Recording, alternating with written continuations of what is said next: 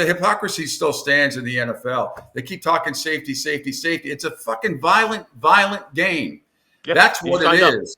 And unless you start playing flag football, you can maybe a little percentage of concussions come down, but guys know exactly what they're getting into. Murph knows this, and I'm sure you do, Ed, too. We've talked to many and worked with many ex-football players. I have. They would all give their right nut to have 5 more years in the NFL. They don't care. Even if it took 5 or 10 years off their life, they would sacrifice that to keep playing the game that they absolutely love. And I'm telling you, that's the mentality of most NFL players. Back when I was doing Sports Pulse in Boston about 100 years ago, I had a gentleman on the show named Peter Donahoe. And Peter is a trainer for a lot of the Olympic teams. He's worked with them, and basically he's the kind of guy that helps them with their exercise routines, their food training. And he's worked with a lot of Olympic teams. And I remember saying to him on the show, Peter, if you were to tell an athlete that your life will be cut short by 5 years if you take a drug, if you take a performance-enhancing drug, if it makes you the best possible, but after it's all done in 5 years, you are guaranteed to drop dead. Peter looked at me and said, every athlete would take it. Absolutely. Yeah. And they most of them, yeah. I think all of them would. To be honest, I don't want to branch off into a topic that Pete mentioned earlier, but that's why I don't blame anybody for taking steroids in the 90s. No. One, that. I don't either. 2, not anymore. No, I don't care. Yeah, I don't care back then, Murph. Put them all in. I would have done the same thing. Well, let's look at that and let's dovetail and move on here, because this brings us right down to a great discussion here. Recently, a very notable tennis player, Simone Halep, I'm sorry. So notable. Well, to everybody who knows tennis, but for me, because I don't pay attention to tennis now that my good friends Martina and Chris are gone. But she gets busted for the second time with drugs. And of course, now she says she didn't do it. Let's set the stage here with what happened. What's up, everyone? Erin Coscarelli here. You are watching The Break. Simona Halep's provisional doping ban has been making headlines recently as Simona urged the International Tennis Integrity Agency, or the ITIA, to allow her to appeal the case. The banned substance roxadustat was detected in her blood late last year. I have sent the evidence. Well, after Simona's hearing in March was delayed, she spoke out against the ITF in a video posted on her social media. Important to note that the ITF doesn't oversee anti-doping cases. That does fall on the ITIA. She accused them of unfair treatment after multiple delays in her appeal hearing. I did not agree with that. Well, now, Simona has yet another hurdle. It was revealed yesterday that the ITIA found, quote, irregularities in her athlete biological passport. So what does that mean? Let me explain. Basically, the passport program compares athlete blood samples to look for indications of doping. The results don't show the presence of a banned substance, but rather the irregularities that come with using a banned substance. Simona says that those irregularities supposedly found in her blood do not exist. She responded with a Twitter statement saying, quote, 3 world-renowned experts that have studied my blood tests have been extremely clear that my blood is totally normal. Simona's new charge carries just as much of a penalty as the first one. Athletes like Joyce Chepkiri have been handed 4-year bans for biological passport discrepancies. Halep's hearing with the ITIA is scheduled for the end of May. Now, this brings up the 2-point here. Number one, if you tell an athlete that they're going to take a drug and it will make them the greatest in the game, period, GOAT, whatever you want to call it, but in 5 years you will drop dead. 90 to 95% of those athletes will take that drug. Now to the fans.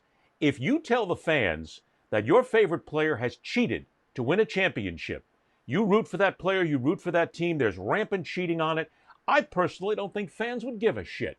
I think the fans would say, hey, God, they covered the spread. I won some money and I got to go to the game and I got to cheer him on. And my greatest player, yeah, I saw her win Wimbledon. I saw him do this. Guys, I don't think fans care. Cheat all you want, but God damn it, you better make me happy in what I do because I'm the fan. You're here for my entertainment, and I don't think fans care anymore.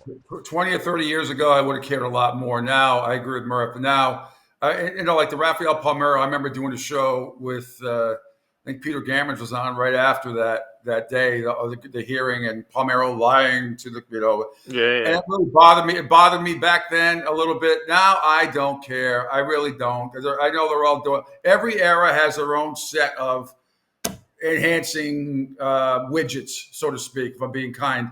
So it does not bother me anymore. I don't cheating, care. Pete. It's cheating. But I don't know if you want to call it cheating. I think if they were taking greenies if they were taking greenies in the 50s, is that cheating? I mean, okay, but that's my point. Okay, and that's always the fallback that I hear all the time. Well, players were taking diet pills in the 50s and the 60s, and it was basically performance. I don't give a shit, guys. This is 2023. Let's move it forward and not take what happened in the past and say that's our reasoning for allowing it.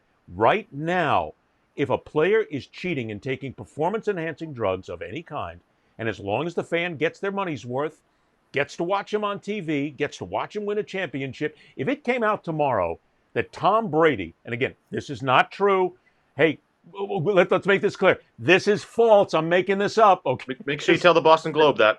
Oh, God, yeah. Okay, this is all just a guess, guys. But if Tom Brady was found to have taken performance-enhancing drugs for his entire career, and that made him the greatest of all time, there would be an uproar that would last about that long.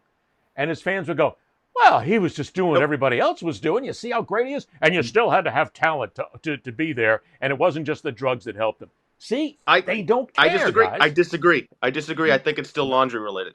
I think if it's your guy, you don't care. If it's someone who beat you to win a championship, there's still the amount of care. Good point. Edelman cheated. Edelman got caught doping. There were still Edelman jerseys all around Gillette because he's their guy, our guy. Yeah. It still exists with laundry. If somebody beats you, the other team that's the rival will always use it against and with the jet. You look at the thing that frustrates, I know a lot of fans out there. I know I was one of them, and I was on the air wherever I was. The Peyton Manning thing, when Al Jazeera brought the news agency, which was pretty legitimate back then, when they broke the story, and it was confirmed that Peyton Manning had drugs delivered to his house, performance-enhancing drugs, and then was going to his wife. We all know that's a crock of crap. Absolutely. And that story got swept under the rug. Under the rug, and I'm telling you, if that was Brady or a lot of other people, it would have been full-blown helter-skelter. But Peyton Manning, for some reason, just like I covered up the bullshit he did at Tennessee, covered this up also. Good point. Well, look at Pete. Pete, back in our day, when the Red Sox and Yankees were super rivals, A-Rod took a lot of shit. Manny was on way more shit than A-Rod was, but Manny was ours. Manny was the Red Sox. No question about it. No question. See, that's the point. The fan doesn't care anymore, whether they become desensitized to it, possibly just desensitized, or just thinking that everybody else does it. If the fan gets their money's worth, goes to the game, can root for their team, can wear the T-shirt, and let's not leave this out of the mix, if they can gamble and make a couple of hundred or a couple of thousand or a couple of $1 million, whatever it is, on their players, on their guys, on their gals, they don't give a shit. Look, Detroit busts 3 players. The National Football League is going after guys for gambling, while the National Football League is in bed with the gamblers.